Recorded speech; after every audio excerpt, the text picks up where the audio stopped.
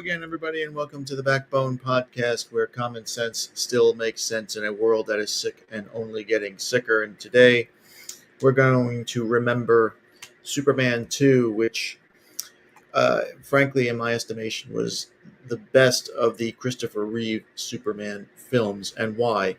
Well, because you had a tremendous cast. I mean, the first cast was fabulous. All right, we talked about it last night. Wonderful cast. This cast in Superman 2, you had not only Gene Hackman returning as Lex Luthor, but now you had the greatness of Terrence Stamp taking the reins as General Zod, the best General Zod that the Superman franchise has seen on film. And he completely steals the show, if you ask me. Superman Part 2 would be released in 1980. Now, the controversy and the backstory to Superman 2 is kind of extraordinary. The producers wanted to film Superman, the first Superman movie, and Superman 2 simultaneously with Richard Donner. The Puzo script was immense. It was over 400 pages. And they liked how he introduced Zod and Ursa and Non in the beginning, that set up their vengeful pursuit of the son of Jor-El in Part 2. I mean, it just made sense, right? Richard Donner, who directed the first Superman film, was against this, and they filmed about, I would say, 70% of the second film before Donner was replaced by another director named Richard Lester. They completed principal photography and with Lester, and they released Superman 2 about a year and a half later. If you haven't seen Superman 2, you're missing out. It's a tremendous film. Now, as we know, at the beginning of Superman, the movie, first film, Zod, Ursa, and Non are banished to the Phantom Zone. Years later, the Phantom Zone is shattered near Earth by the shockwave of a hydrogen bomb thrown from Earth by Superman himself. Zod and his group are freed, and they find themselves with these superpowers granted to them by the Yellow Sun, which of course empowers Superman. They land on the moon, and they kill a team of astronauts exploring parts of the moon. And they continue towards Earth to conquer the planet. Now, the lead up to this is, of course, Superman is in Paris. Lois Lane is in Paris. I think there was a terrorist attack there, or there was going to be a terrorist attack. They had a hydrogen bomb. Superman comes, of course, subdues the terrorists, takes the bomb, flies it to space, and throws it into space so it doesn't harm anybody. And this is how Zod and Ursa and Non are released.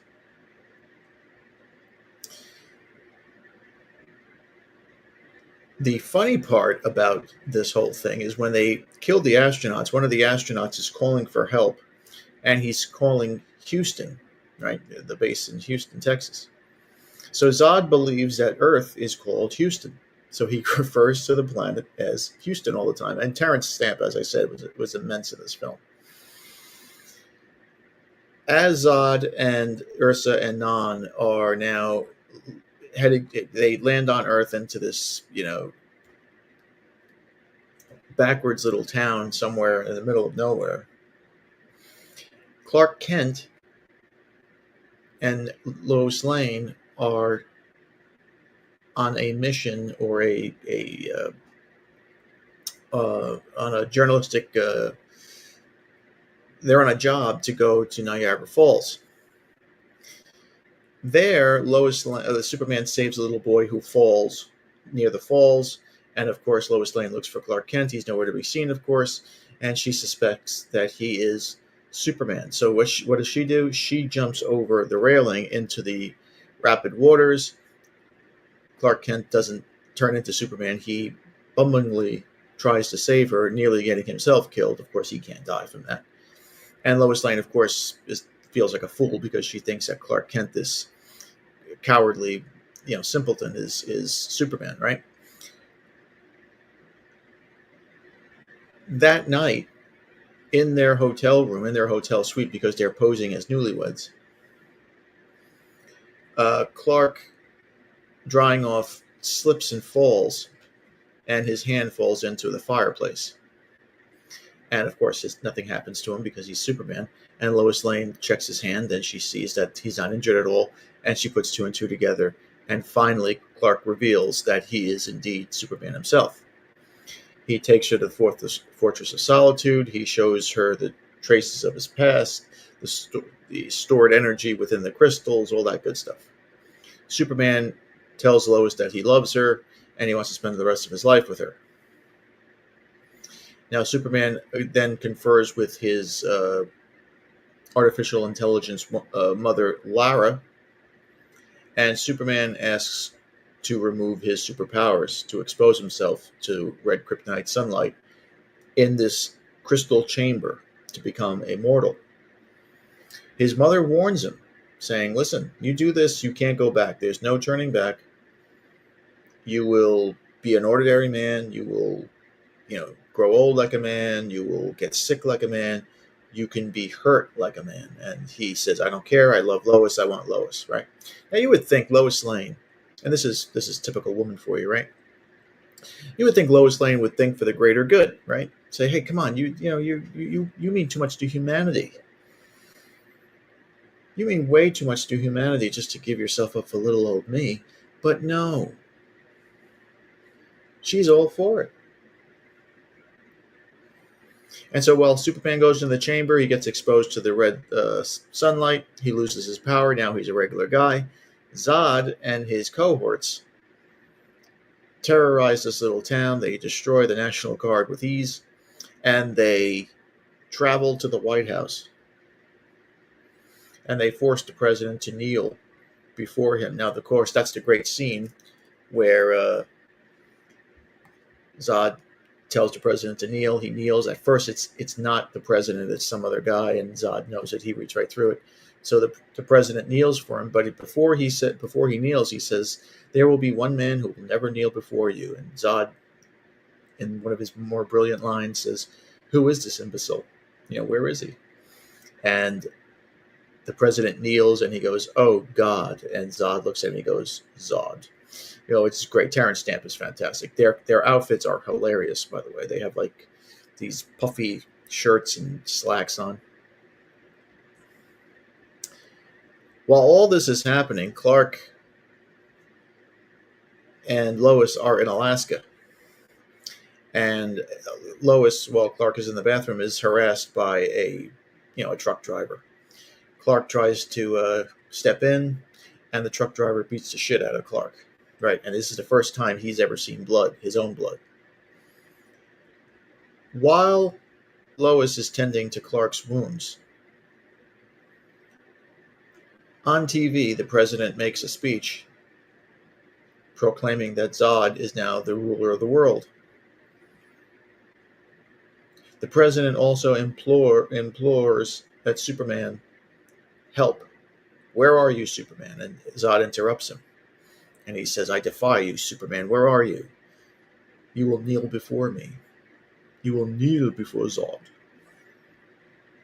Of course, Clark sees this and he's in shock. And he realizes that Zod and Ursa and Non are from another planet. I don't think at this time he realizes that they're Kryptonians, but he knows that they're all powerful and they can't be stopped. And he goes back to the Fortress of Solitude to try to restore his powers and save the planet. Lois tells him that it's too late, right? Women are always like that. You can't do this. There's no way you can do this. It's over. But Clark, as much as he's a Boy Scout, as much as Superman is a Boy Scout, he never ever stopped believing in himself. He has his doubts. He does. That's again the Jesus factor, right? Jesus had doubts. But Clark returns to the fortress and he finds the original green crystal left on the floor. And it was spared from the control module destroys all the other crystals after Superman becomes human, but not the green crystal. And so this green crystal was what was able to restore Superman back to Clark Kent back into Superman. Gene Hackman, of course, makes his entrance as he escapes jail with poor little Otis. Miss Tessmacher comes in a balloon. She throws down a rope ladder. He climbs up it. Poor Otis is just too fat and stupid to be able to climb up the ladder, and he is, of course, left behind, and the guards catch him. And as Lex floats away, Otis gives an innocent wave, which is, pretty sad but pretty funny at the same time. They don't go back to Metropolis. What they do is they go back to the fortress. They go to the Fortress of Solitude. And this is where Luthor learns of Superman's connections to Jor-El and General Zod, which he's going to now use to his advantage. He goes back to the White House and he finds Zod hunkered down in the White House and tells him that Superman is the son of Jor-El. And he offers Superman in exchange for Australia, right? Because he likes waterfront property. Just hilarious. It's a great exchange if you ever see it, because Zod wants to initially kill him, but Luthor is just too smart. The three Kryptonians, they ally with Luthor and they go to the Daily Planet. They tear up the place. They find Lois Lane.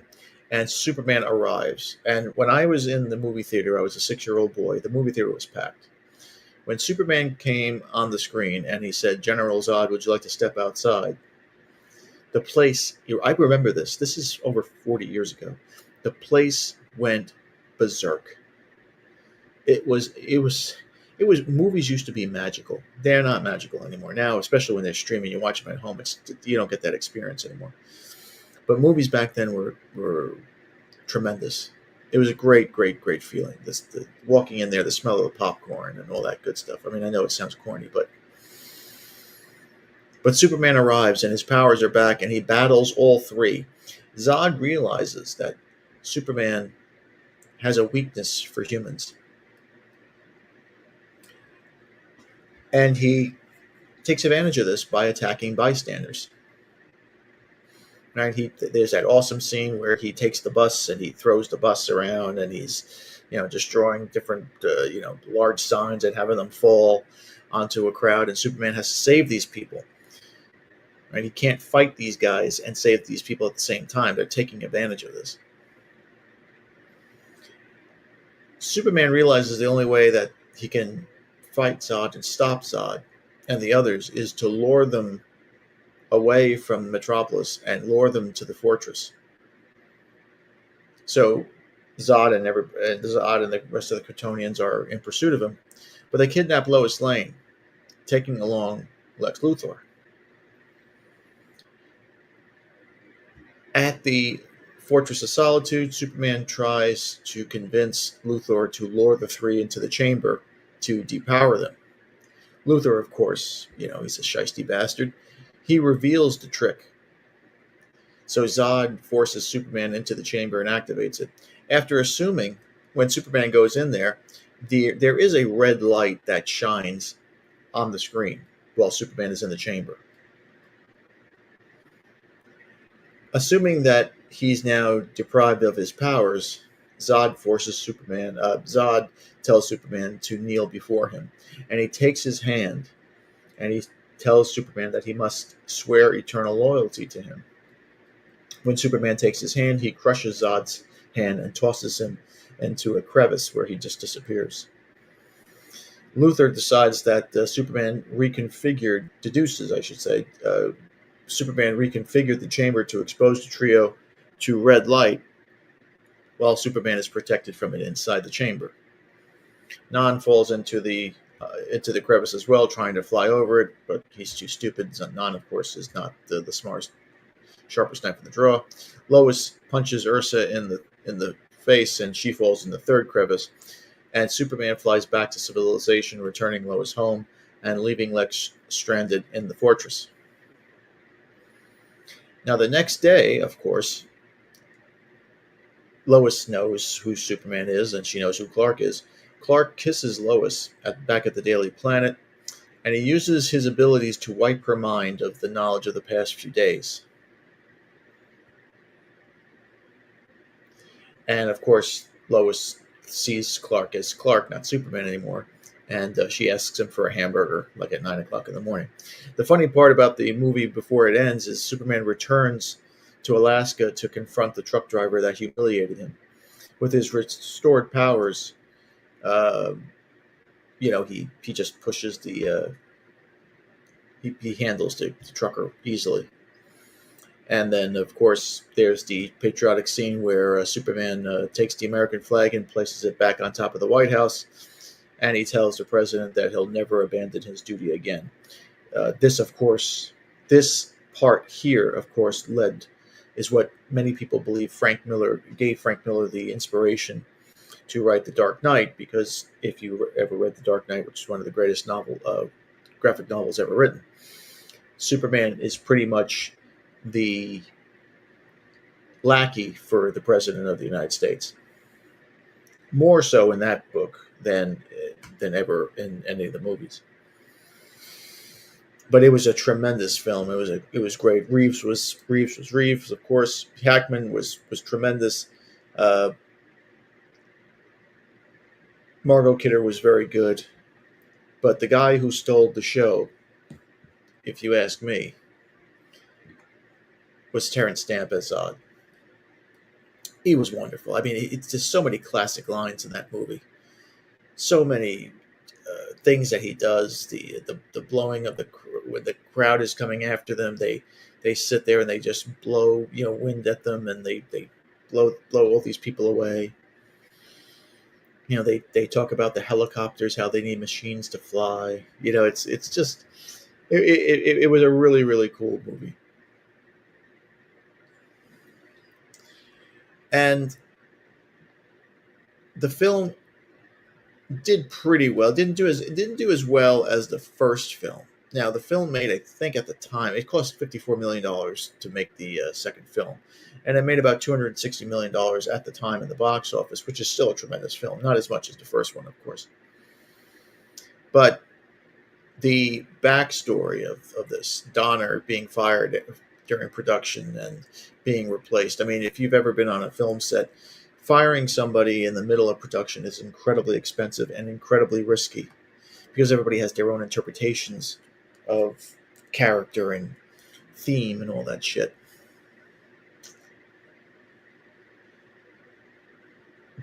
By October of 77, Hackman, Valerie Prin, and Ned Beatty had already completed their scenes, so they were gone. They were all under contract for both finished films, but they had already filmed their scenes months before. And Warner Brothers granted studio rights to foreign distributors and TV airings in exchange for more financing by the producers, because they were just hemorrhaging money at this point.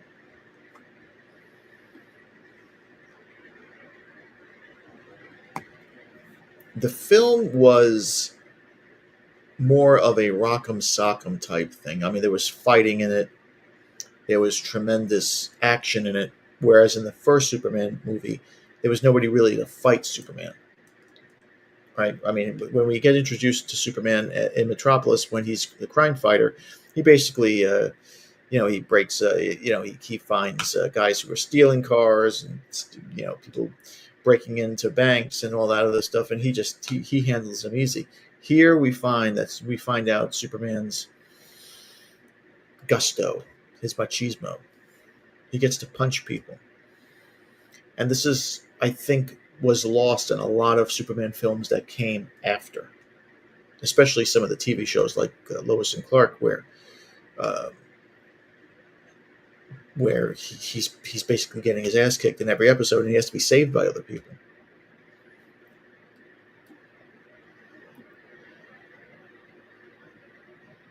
The music, of course, was by John Williams again, and the film the film got an 88 approval rating. Uh, got about a 7.5 rating by some critics. Audiences saw the film as an A plus because of Superman kicking ass. Roger Ebert, of course, gave Superman 2 4 stars out of 4 stars. And he writes, and I quote, "The movie's most intriguing insight is that Superman's disguise as Clark Kent isn't a matter of looks as much as a mental of attitude. Clark is disguised not by his glasses, but by his ordinariness. Beneath this meek exterior, of course, is conceived a superhero. And the movie subtly hints, isn't that the case with us all?" That's a very interesting take by Roger Ebert because Quentin Tarantino in Kill Bill 2 writes a wonderful dialogue about Superman and Clark Kent, the dichotomy of these two, and how Clark Kent is more us, humanity. He represents humanity, and we'll go over that scene in Kill Bill as the days go by. But Superman 2 to me was well, not to me, but was my favorite of the uh, of the Superman franchise films, even the new ones that have been rebooted. Now, I haven't seen this new one, of course. It hasn't been released yet worldwide. I will see it this weekend. I've heard some contrasting things. I mean, I heard some people say it's woke. I've heard some people say it's dope. I heard some people say it's and I heard some people say it's great. We'll see. We'll see. James Gunn is not a bad director. I think he's more of these like action type guys. I wouldn't say he's as bad as Michael Bay, but he's not the guy that's gonna he's not gonna make a Scorsese film. To put it to you that way, but he's pretty good, and I think he is a comic book fan, so I think he does get it. I read a review where this is straight out of the animated series and the comics, which if that's the case, that's fantastic. That would be fantastic.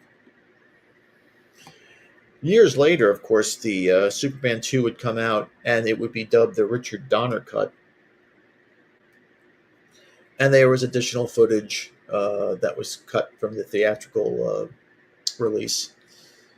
Um it implied that Superman had killed the three Kryptonians, which is not what Superman does, even though in the Man of Steel he does kill Zod.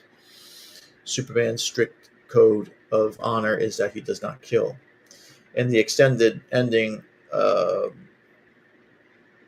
in the U.S., the Parlor Patrol is shown picking up three Kryptonians and Lex Luthor, after which Superman and Lois Lane standing beside him, destroy the Fortress of Solitude.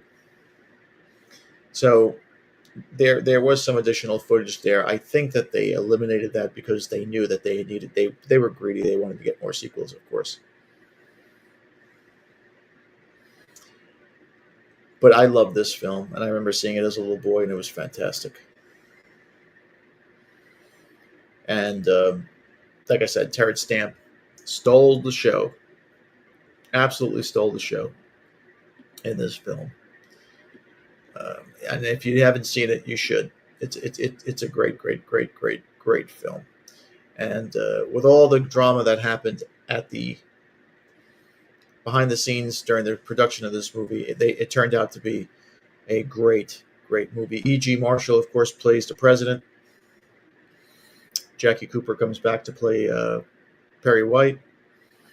Gene Hackman refused to do reshoots, but he filmed enough where he was significant in this film. And of course, Ned Beatty and Valerie Prin, they were in it a little bit, but not that much. But they were in it significantly. But this was not a Gene Hackman superhero film. This was Terrence Stamp's film. He is known, of course, for many, many brilliant films that he has been in. A wonderful actor, a very distinct look and speech. I think he got his I don't know if this was his big break, but he became world famous for that role as General Zod. I think he got a couple of Academy Award nominations later in his career. Of course, he was in Wall Street. He was in Elektra. He was in the Star Wars: The Phantom Menace. He was in Young Guns. So he's been in a lot of movies. He's got to be close to 90 now, if he's still alive. I don't know. I got to check. But he's a brilliant actor, and he was brilliant in this. And as I said, he steals the film. He steals the show in this. In my favorite Superman movie. So that's the review for this Wednesday night, Superman 2. Tomorrow we will look at Man of Steel, which I was pleasantly surprised with when it first came out. I was very, very on the fence. Smallville carried me for almost 11 years with that great show, and it was a tremendous show. And we'll talk a little bit about that. I mean, we'll break it up into different parts because it's hard to talk about a show that had 11 years worth of footage. But we'll talk about Man of Steel tomorrow night, and we'll try to get Smallville and another Superman film in there, and of course the review of the last of this upcoming Superman movie. We'll also try to talk about real quick Batman versus Superman, which is based on that great graphic novel by Frank Miller, written in 1986, I think it was. I was a teenage boy when that happened, and I loved it. I didn't agree with what how they portrayed Superman. I certainly didn't agree with the fact that they had Batman beating his ass, which is bullshit. But we'll get to that. We'll cross that bridge when we get to it. All right. So how do we leave you? Thank you again for watching. Please like, subscribe, comment, and share. Let me know if these pop culture things are what you'd rather see. More music, more movies, more TV, more comic books, even video games. I'm always playing video games with my son. He beats the shit out of me, but that's fine. But be careful out there, my friends. Satan is always busy. Be a man. Have a backbone, because common sense and masculinity are worth standing up for. We'll see you later.